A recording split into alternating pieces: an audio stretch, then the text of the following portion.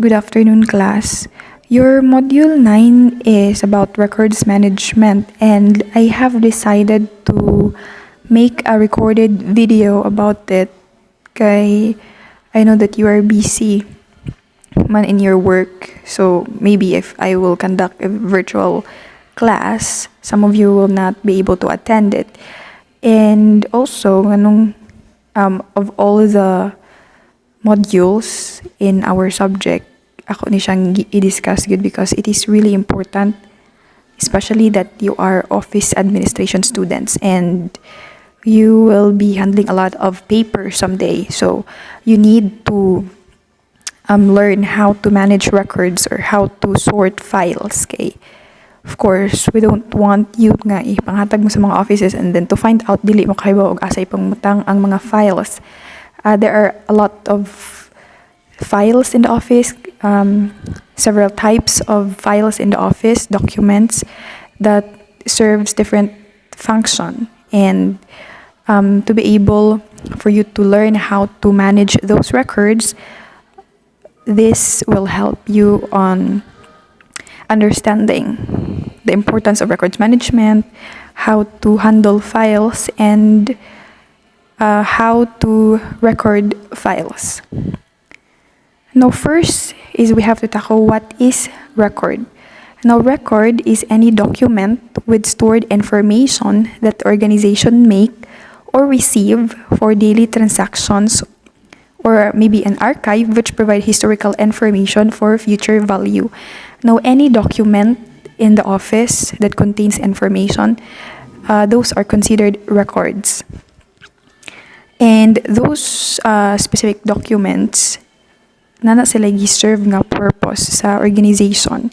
Some of it, mature na siya dali, and some of it also are irreplaceable. Now, there are four types of record in an office. We have the vital records, the important records, useful records, and non-essential records. So, unsa man di pasabot og vital records? Is it similar with important and useful? Diba vital, important, useful, essential, mamaora man na sila. But vital records are those records nga essential kaayo sa company. So these records are excuse me, are irreplaceable. So dili ni sila basta-basta ma-replacean or mapulihan. And these records are really expensive. Nga if mawala ni nga mga records, pwede ka ma-terminate or pwede ni mo maipahamak imong organization. These records require a safe storage since it's really expensive and is really essential for the company. So, unsa din nga mga records? So, these records are, for example, ang permit sa inyong company mo, ni mga vital records, and so on. Napay mga examples later. Also, we have important records.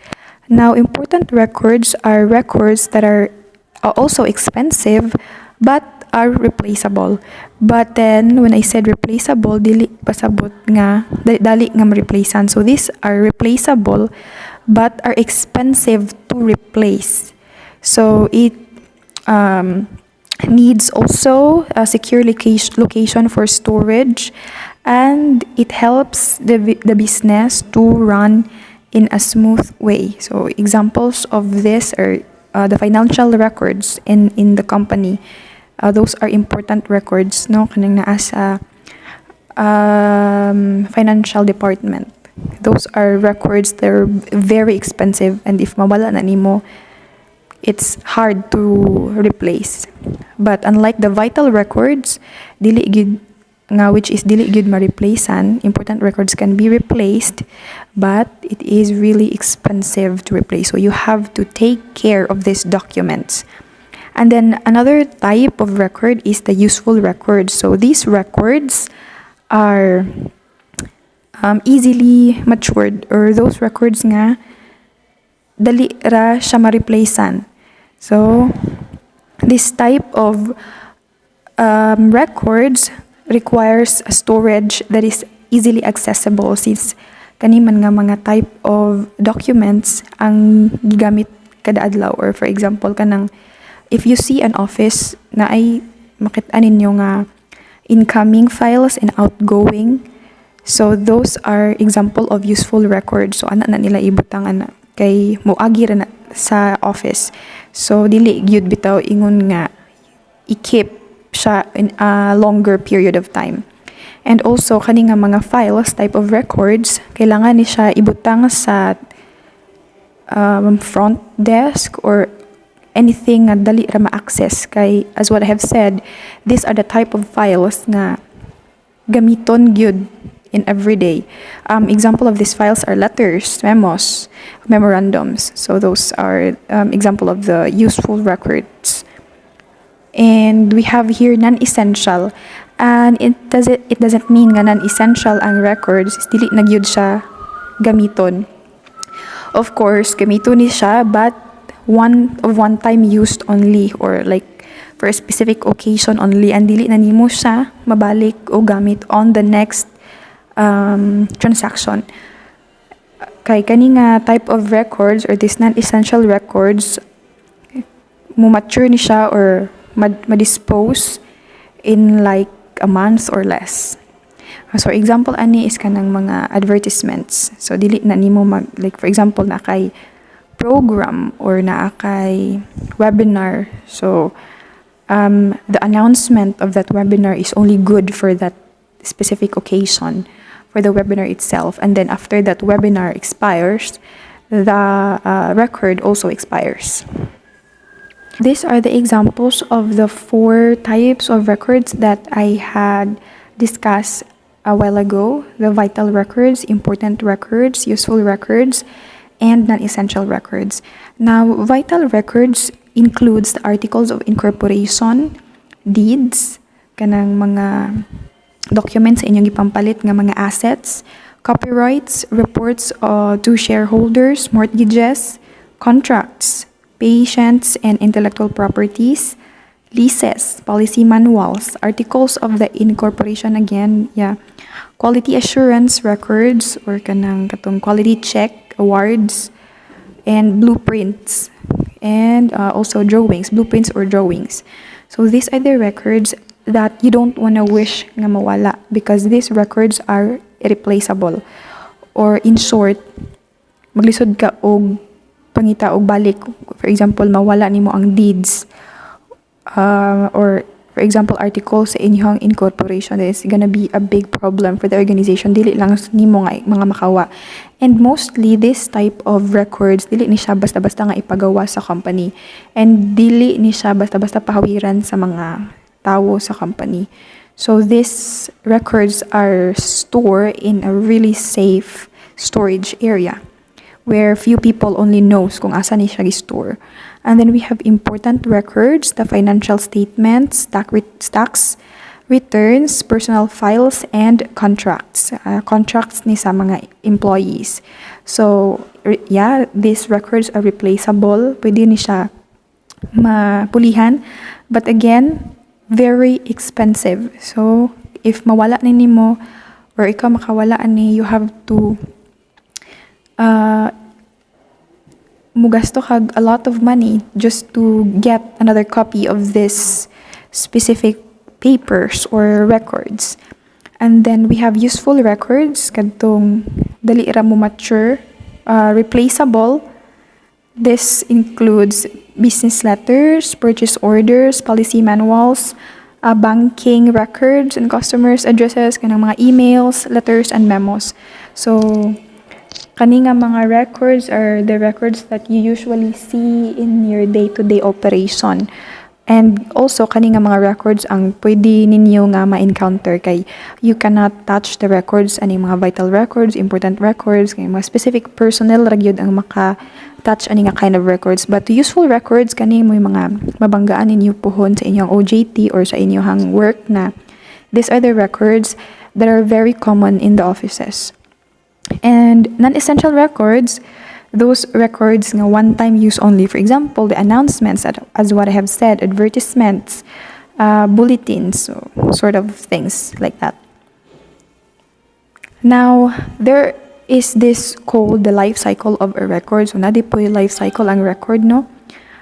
We have first the creation or receipt. So creation, the birth of the record, for example, nagamaog activity design. So the creation or the birth of that specific document is the first stage of the cycle. Or receipt, pwede po do receipt kanang imuhang na-receive nga document sa imong office, which is good for storing. Kanang dili ra bitaw moagi nang ikaw na jud ang recipient ana.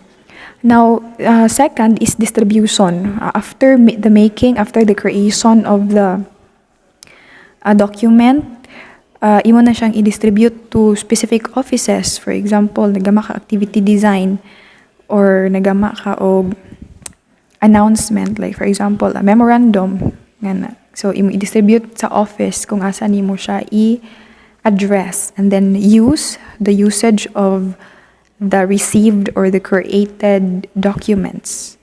And then maintenance of the document, i-store na nimo siya for another another nga gamitan for filing, or you make a copy of it para sa inyong attachment sa accomplishment reports. And then the last stage, disposition, kung asa imo na siyang i-store if the item, or if the record is for permanent storage or storing, then duha ray kaagian sa disposition. It's either i-store nimo siya or i-destroy. There are types of documents that needs to be destroyed. Like for example, kanang mga examination nga mga documents nga dili na magamit. When tawag anang naa sa mga, for example, nagtrabaho ka og testing centers. So those documents nga dili na mo gamit, like for example, mo mature na sila in 3 years. After 3 years, those documents will be destroyed na. Kay dili naman sila magamit for the next years. And also, para dili sila mo take up og large storage for filing. Now, duha ra kapadungan sa inyong documents. It's either i-store siya if gamiton for archive, or i-dispose, which is you have to destroy it. Okay, very confidential.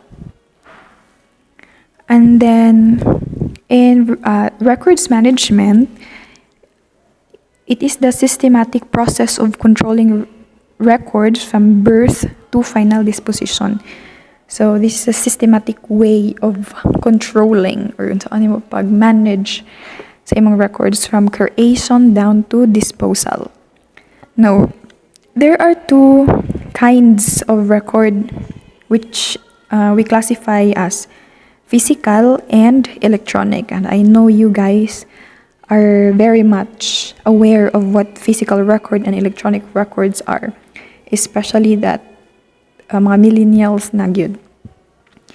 Way before, mga pila ka centuries ago or decades, ang mga offices is physical filing gid sila, physical record gid ang naa nila.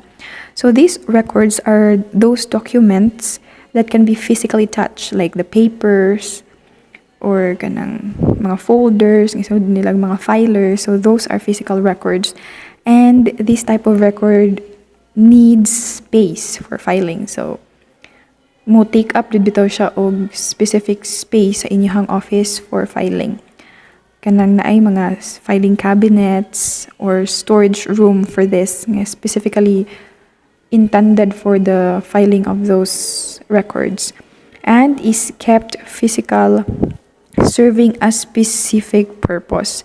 So there are files, diba? We are now in kung ano man digital era, and everything is murag electronically saved na. But there are files like the physical records or the physical files nga ilahang i-print out yun because it served a specific purpose or need ang hard copy yun anak nga specific nga record. And we have here the second characteristic or classification, which is the electronic record. Now, these are records that are stored in your computers. Naka-PDF ba na, naka-Excel, naka-Word, so naka-save sa computer or sa drive. And are readily available when needed.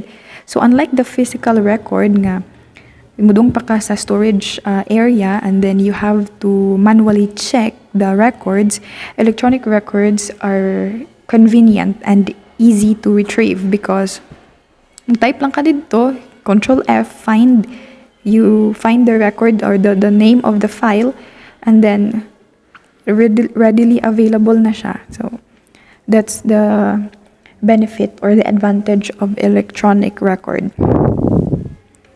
Now, let's go to filing procedures. There are several types of filing procedures and we have two, the alphabetic filing system and the numeric filing system. So these are the very common filing procedures used in offices. First is the alphabetic filing system, which arrange records from following the letters of the alphabet. So usually from A to Z. For example, names, student inventory kintahay. So starting from A, kung kinsa na si letter A ng apelido up to letter Z. So those are the murag ingana pagka-sort out ang pag-file. And then we have numeric filing system, which is an arrangement of records according to numbers. Now, there are three categories of numeric filing system. First is consecutive numeric files. Second is chronological orders. And third is terminal digit numeric file. Now, consecutive numeric files are those straight number file. So, mag-start sa 1 to 2 to 3 to 4 and so on and so forth. So, example, ani kay kanang patient numbers kintahay, like patient number 1, 2, 3, 4, and so on. And chronological orders are those nga magbase sa date. So, date kung ano saan na-receive na nga file. The file is stored according to the date nga gigama or na-receive ang files. And then we have terminal digit numeric filing, which is kind of the same with consecutive, but instead of nag-follow sa 1, 2, 3, 4, 5, this terminal digit numeric file, ang ilahang end is the first digit. Like for example, 1, 2, 3, 4, 5, 6. Now, in terminal digit number file, a numeric file, mura na siya i-categorize into 2. For example, 1, 2, the first unit, 3, 4, the second unit, and 5, 6 is the last unit. And kanang 5, 6, mao na siya ang first nga basihan sa filing. Kay terminal means end. So,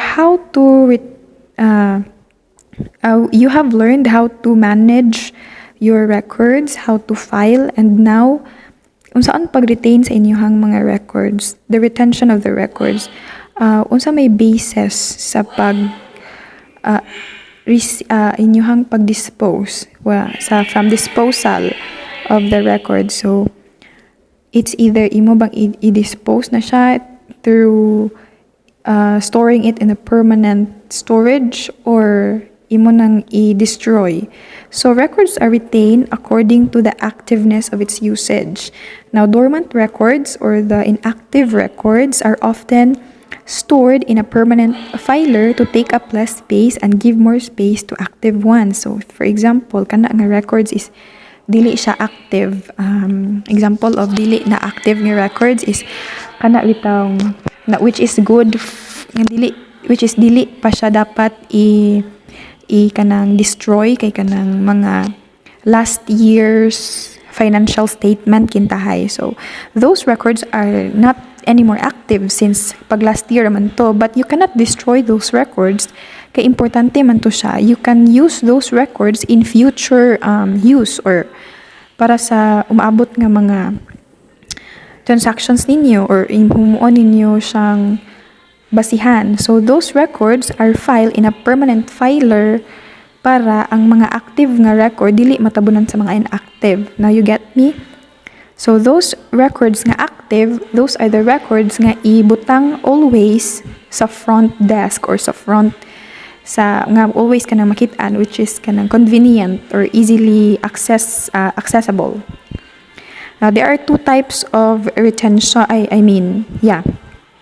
It's either i-retain, isod nimo sa archive, permanent filer for future use, or destroy it kay dili na siya magamit. So archive is a storage area dedicated to organizing and preserving vital or historical records. So ako nang ginaingon ganina kadtong, for example, financial statement sa last year, so ato ninyo i-file sa archive. Dili to ninyo siya basta-basta nga ilabog. When I had my first job in one of the school here in Bohol, I was assigned in offices nga anang file sa mga records sa mga examinee sa mga bata. So ang amo adto dito sa among office, ang mga examination result sa mga bata is amo siyang i-store into a permanent filer, kay dormant naman siya, dili naman siya magamit sa day-to-day use. Pero adto na siya ibutang in 3 years.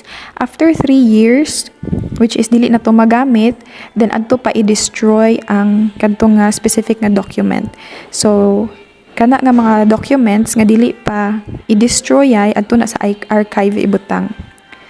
And then retention schedule is a document that show how long particular type of record should be kept. Makita na ninyo sa inyuhang module na sample adto og retention schedule or retention calendar.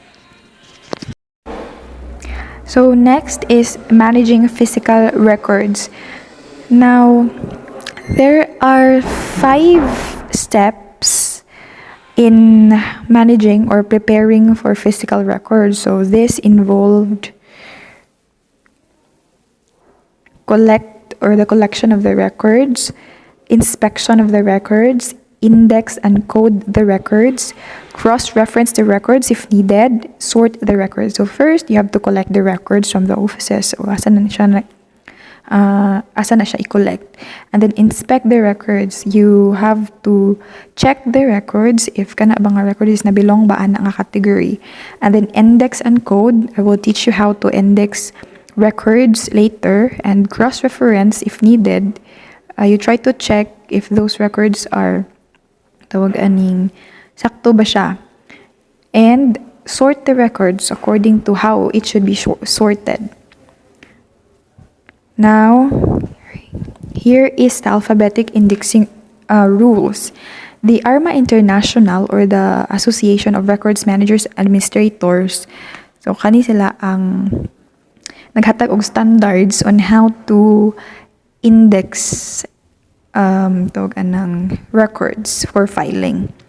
Now, the first rule sa names, a personal name is index in the following manner. So the first, the surname, so magama ka og a table, unit 1, 2, and 3, and so on, if the name is really taas. So you have to make 1 unit per word.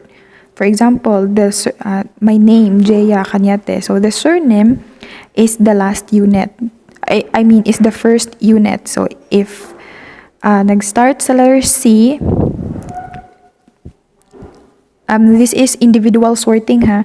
Lahi po tong sa group na siya. So since my name is Jeya Cañete, now in unit 1, you write my surname, and then in unit 2, you write my name. So second rule, the given name is the second unit. Okay, so the given name, which is my name, kanin Jeya, should be written in unit 2, the second unit. The middle name or initial is the third unit. So inyuhang middle name or middle initial, so depende unsa pagsuwat sa name. So i-follow rato ninyo. In example number 3, in number 2, we have Cañete, unit 1, 2. Unit 2 is Jeya, and then unit 3 is the middle initial, which is S. Now, if naka-spelled out na siya, inyo po na siyang i-spell out. Jeya Stain Canete. So, ang Unit 1 is the surname. Unit 2 is the name or the given name. And then Unit 3 is the middle name. Dili na siya initial since dili man initial ang naa sa ato ang category. In Rule 2, in business names, those are for personal names man. So in business names are indexed as written. So kung giunsa siya pagsuwat, written as letterheads or trademark as guides. Unlike the personal name, which is unahon nimo ang surname. For example, Jollibee Food Corporation. So, imo nang isubdivided into units, Unit 1, Unit 2, Unit 3, Unit 4, and so on. So, Unit 1, Jollibee, Unit 2, Food, Unit 3, Corporation. So, in case of mga business names nga naay kuan bitaw na off na mga articles, so imo na siyang isuwat in a separate unit. For example, Alturas Group of Companies. So in Unit 1, you have to write Alturas. In Unit 2, you have to write Group. In Unit 3, Off. And then Unit 4, Companies. So, follow na siya. So, sa business names, indexed as written. Kung giunsa siya pagsuwat, ingana ra pod siya pag-index. For example, Kentucky Living Magazine. So, Unit 1, Kentucky. Unit 2, Living. Unit 3, Magazine. That's how you do it. And then, in rule number 2, minor words and symbols. Articles, preposition, conjunctions, and symbols are considered separate indexing units. So, ang isa ka, like for example, the, and, those are indexed in a separate units. And symbols are considered as spelled in full. So, kanang mga symbol nga dollar sign, peso sign, o unsa pa nga mga symbols, and those are written in full kung imo na siyang i-index. Now, the word the must appear, the appears as the first word of a business name is considered last in indexing units. So if, for example, the Alturas Group of Companies. So Alturas Group of Companies, the last nga unit ang the nga word. Now, for example, here, a special force. Unit 1, Unit 2, special, Unit 3, force. So, it's not place, it's force. And example number 2. So, dara akong iingon. Nga, if naay the, ibutang gyud siya sa last unit. The dollar tree. So, since the dollar is in sign form, index na ninyo, kuan na ninyo is spelled out. So, first unit is dollar, since the should be placed on the last indexing unit man, and then dollar tree, and then the unit 3 because it should be placed in last. Now, another example, Lawton in Park shoes. First, we have Lawton, the and should be spelled out, unit 3 Park in shoes. Same with short but sweet candies. So, any articles, preposition, conjunctions, and symbols should be indexed separately.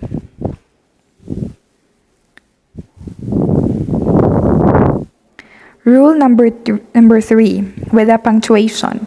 Now, all punctuation is disregarded when indexing personal and business names. So, if naay mga punctuation nga gigamit sa business name or sa personal names, so those should be neglected or disregarded. For example here, A-Z filing system. Now, in indexing it, kaning E-Z, we should eliminate the dash here, and instead of A-Z, we write AZ in unit 1, and then as is na siya, following na AZ filing systems. For example, Iris B. Marson Peters.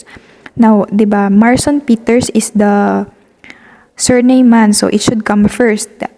Upon indexing, you should also be aware if that specific name is business name ba siya or personal name because business name and personal name has two different rulings, di ba? Kaya when we say personal names, mag-una yun ta sa surname. And then if business name, it is indexed as written. Now, Iris B. Marson Peters is a personal name. So, Marson Peters should be placed in Unit 1, which is the first unit. And gi-eliminate na nato ang dash since the rule of punctuation says that any punctuation should be disregarded. In Unit 2, we write Iris because Iris is the given name of the person. And then in Unit 3, we write B, which is the initials or the middle initial of the person. As you can see, wala na siya dot. Any punctuation man is eliminated. So we don't write that in indexing. So next is North-South Baseball League. So instead of North/South, you write North-South. And this is a business name, so you follow as isra siya. Then Tom's Foods. So instead of Tom apostrophe S, you write Tom's and Foods. Like for example, Gloria Macapagal Arroyo. So how will you index it? So first, since it's a personal name, mag-first ta sa apelido. And since naaman siya dash, ato nang ineglect ang dash, Macapagal Arroyo is in one unit. And then followed by the given name, Gloria. So that's how you index with punctuation. Rule number 4, in single letters and abbreviation. Now, initials in personal names are separate indexing units. And abbreviation of personal name like WM, Josh, Thos, and so on.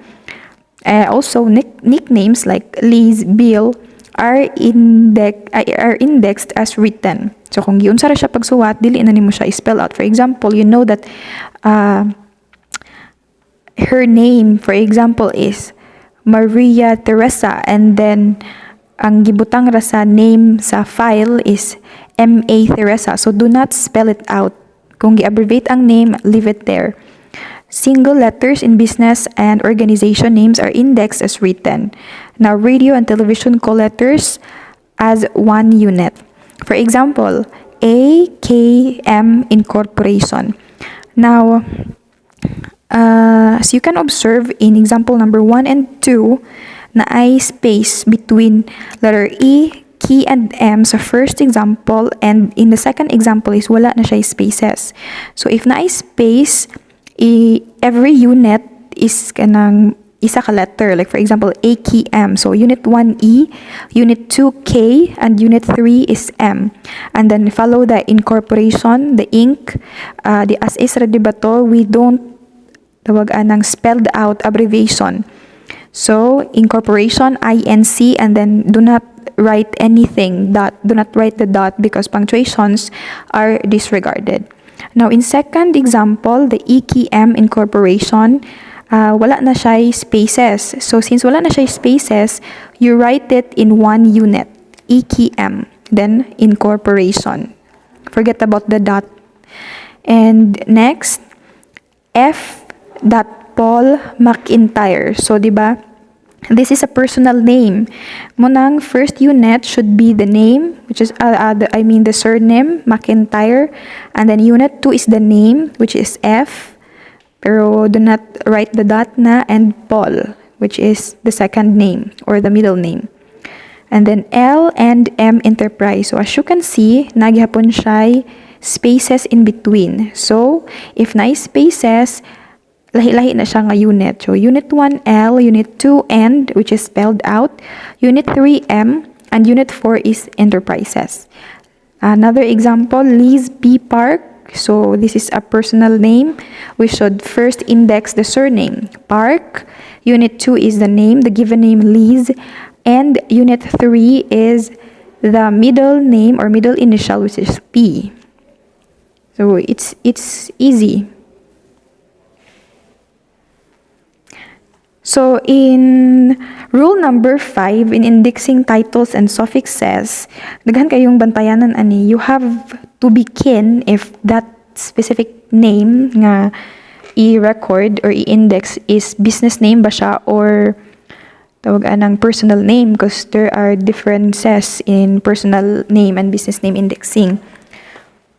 Now, in personal names, a title before a name, like for example, Dr., Mrs., Mr., Miss, seniority suffix like the second, the third, junior, and senior, or a personal suffix like mayor, MD, senator, after a name is the last indexing unit. So, in personal name, to siya, no?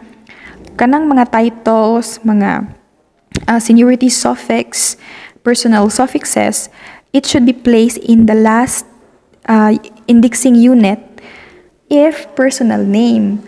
Now, in numeric suffixes are filed before alphabetic suffixes. So, kanang if parihar kintahay, like for example, aning example na to nga si Gerald J. Esteban II and Gerald J. Esteban Jr., the numerical suffix should come first. Sunod na pod na to ibutang si junior. So that's how you index. If pareha sila name gyud, pareha sila apelyido, and pareha sila og tanan gawas sa suffixes sa junior ug sa senior. And then where was I? If a name contains a title and a suffix, like Miss Emily Padril MD, the title Miss is the last indexing unit.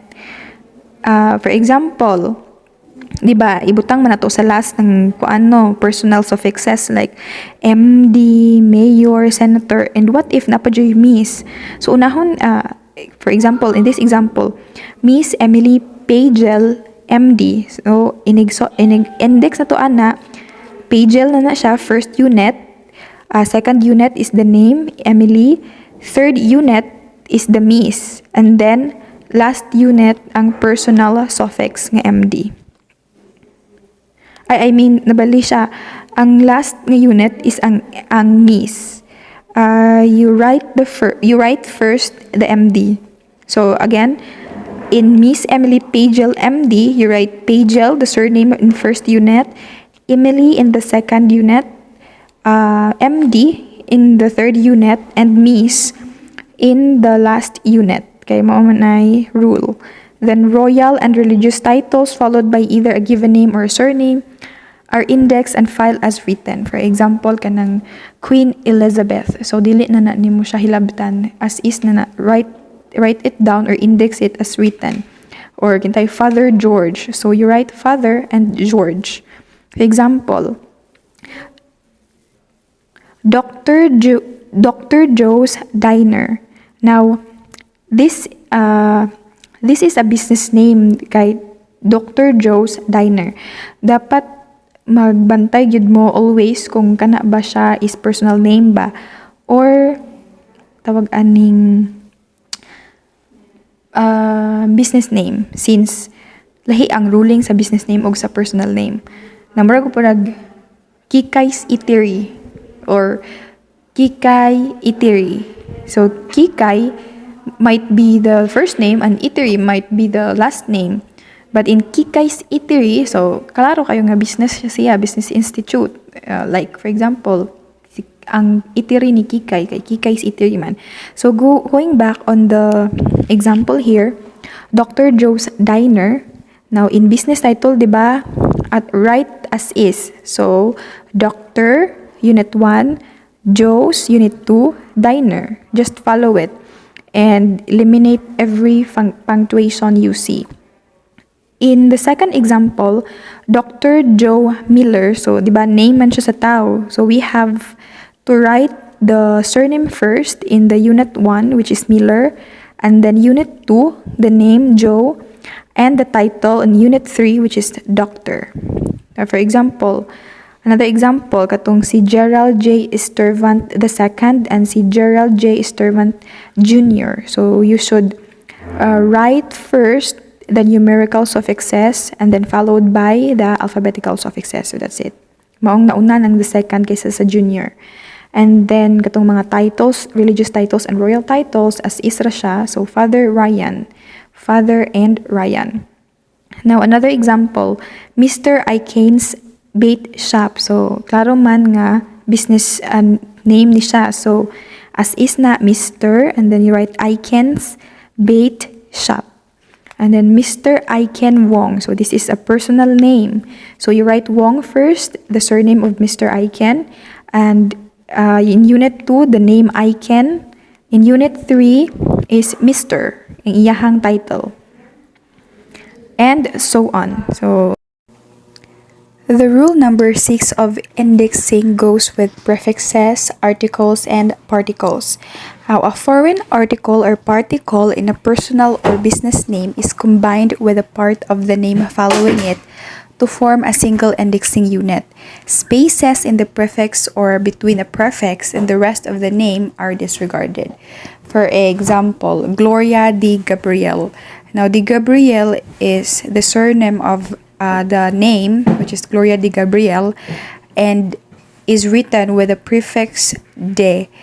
Now, in writing an index or in indexing this type of name, you disregard the space in between the two word, the prefix and the word itself, and then you write it as one in one unit. Like the Gabriel in Unit 1, then write Gloria in Unit 2, and the middle initial R in Unit 3. So, another one is Limay's Fine Foods. So what I have said, diba, we should eliminate punctuations. So, dili ninyo i-change ang mga capitalization. So, as is ang mga capitalizations kung unsa ang nakasuwat. You don't change small letters or big letters into whatever you want. So, dapat kung unsa ang nakasuwat mo na inyong i-follow. So, another, we have Juan de la Cruz. Now, de la Cruz are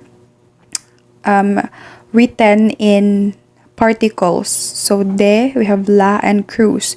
Now, in indexing, you write it in a one unit, like De La Cruz in Unit 1, and then Unit 2, the name 1. The rule number 7 of indexing goes with government names. The government names are indexed first by name of the government.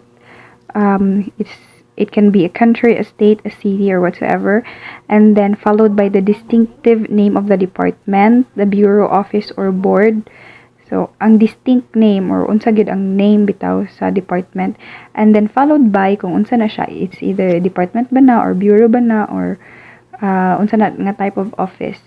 And then ato ning i-separate gihapon ang word of. Of is not added to a name. So, in indexing of must be indexed in a separate unit. And when indexing foreign government names, use English translation of the name. So whenever we index foreign government names nga nakasuwat sa ilahang language, we should translate it in English. We cannot index untranslated foreign government names. So, for example here, Alabama Department of Education. Now, we write Alabama in Unit 1 because this is the government unit. And then, second is the distinct name of the department, the education. And then, followed by department. So, unsa na siya nga, kuan na siya common. Mura gunig ka ng proper name or common name. So, common name ang sunod, department. And then, followed by of, which is written in a separate unit. So, another example, govern the Andorra. So, since it is written in a foreign government language, we should translate it in English, which is translated as the government of Andorra or Andorra government. So, muna nga we should write Andorra in first unit and government in the second unit. Now, another example is the City of Arlington Public Library. Now, we write Arlington here since Arlington is the government unit, governmental unit. It's, I think Arlington is a city. Yeah, it's a city. So, muna ibutang ni mo ana. And then, second is unsa na siya nga type of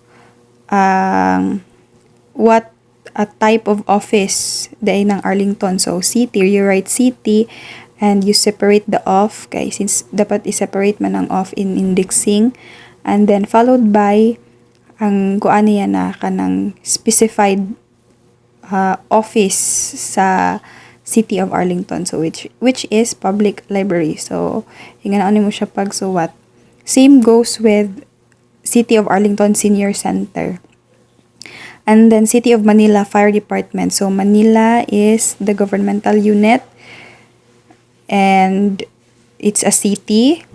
Yeah, we separate off. And the distinct government tawag ng name sa office is the fire, or the distinct department is fire. So you write fire here. And next is the department. So if makabantay mo nga nung ang city office na diri siya, it's because this is cities and Alabama and Honduras are state. City and state. Muna siya, mong nalahi.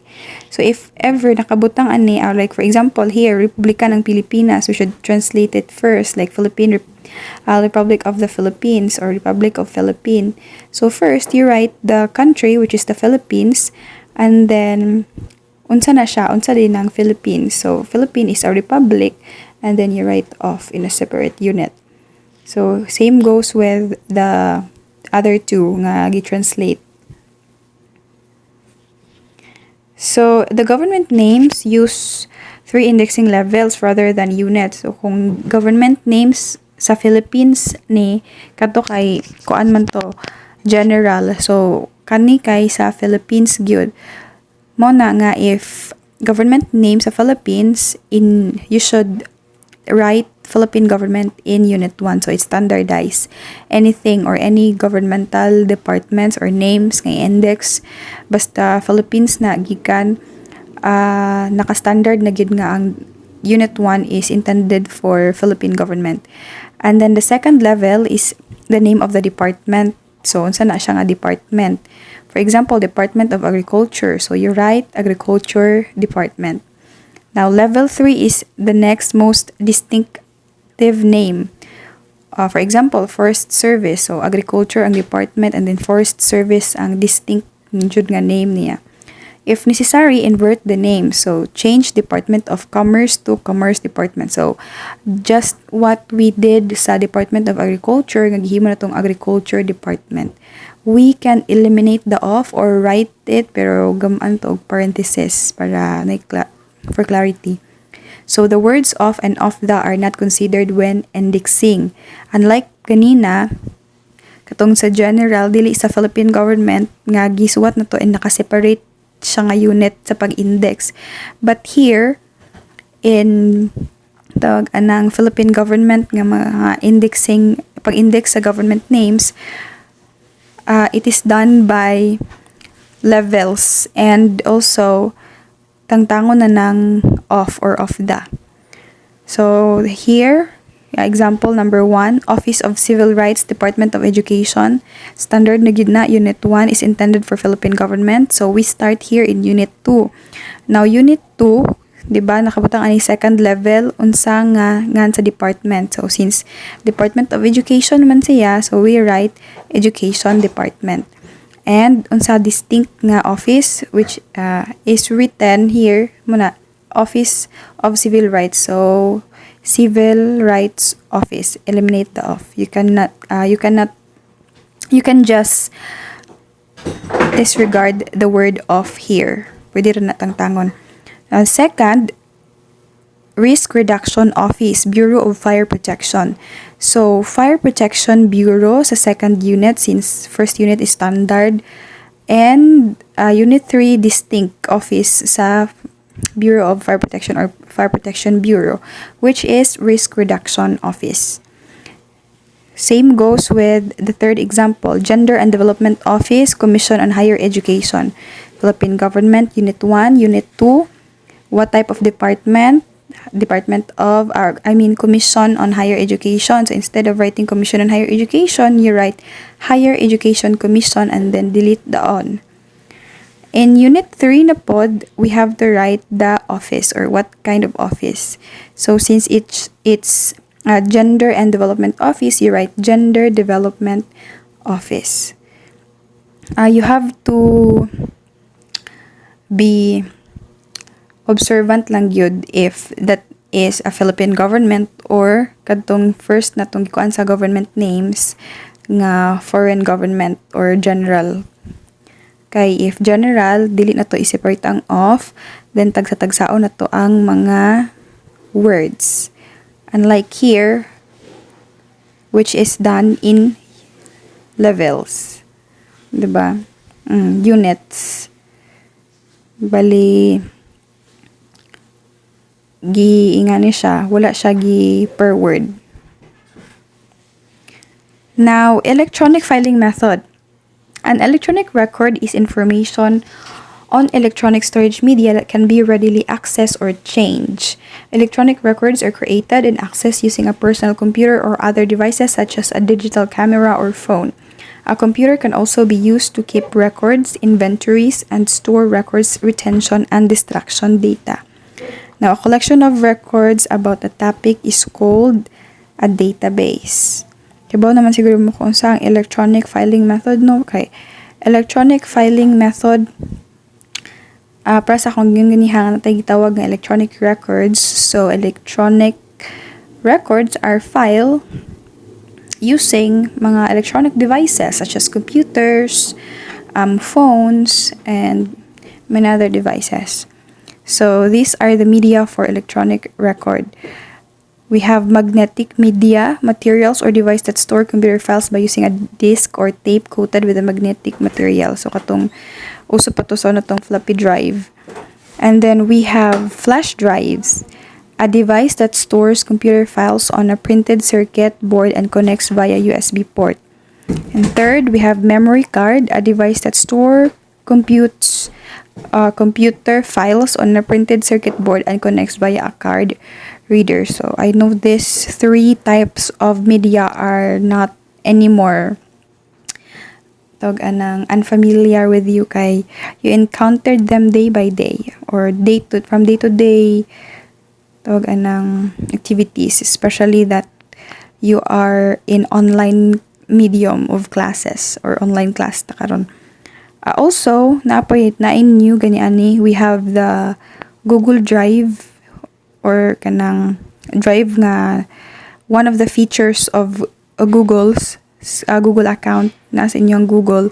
Makita na ninyo, you can store files also and accessible siya kaya you don't have to bring anything man, you just have to log in sa inyong Google account and then store files there. Pero dili pud siya safe since sync siya sa inyong Google account, and if ma-hack yung Google account, then may possibility nga kadto nga mga files is makuha sad sa uban. So kung ganahan mo nga safe inyong files, so secure a flash drive, a memory card, a magnetic media, or even sa inyong computer hard drive, you can store database or data there. So I guess that's all. I hope you learned something from this module, and do not forget to ask clarifications if there are things that are vague to you para dili ma-misinterpret. Thank you.